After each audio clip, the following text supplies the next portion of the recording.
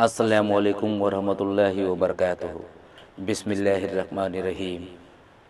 حضرت عمرو بن عاص رضی اللہ عنہ سے روایت ہے کہ وہ حجۃ الوداع میں رسول اللہ صلی اللہ علیہ وآلہ وسلم کے ساتھ موجود تھے۔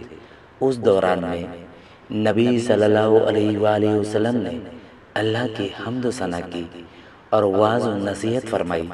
اس میں آپ نے کئی باتیں ارشاد فرمائی، پھر فرمایا عورتوں کے بارے میں خیر کی وصیت قبول کرو، کیونکہ وہ تمہارے پاس قیدی ہیں، تمہیں ان پر اس کے سوا کوئی اختیار نہیں الا یہ کہ وہ واضح بے شرمی کا کوئی کام کریں۔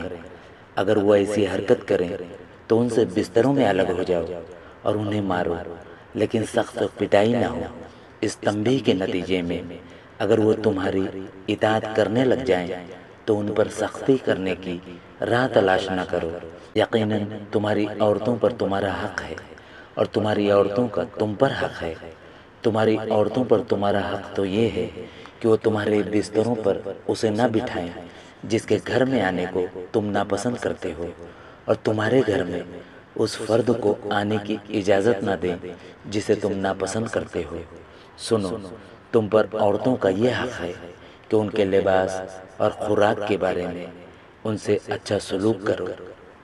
حضرت حکیم بن معاویہ اپنے والد حضرت معاویہ ابن حیدہ رضی اللہ عنہ سے روایت کرتے ہیں، انہوں نے فرمایا ایک آدمی نے نبی صلی اللہ علیہ وآلہ وسلم سے سوال کیا، خاوند پر عورت کا کیا حق ہے؟ آپ صلی اللہ علیہ وآلہ وسلم نے فرمایا جب کھانا کھائے تو اسے بھی کھلائے، جب کپڑا پہنے تو اسے بھی پہنائے، چہرے پر نہ مارے، اسے برا بھلا نہ کہے، اور گھر ہی میں اس سے علیحدگی اختیار کیے رکھے۔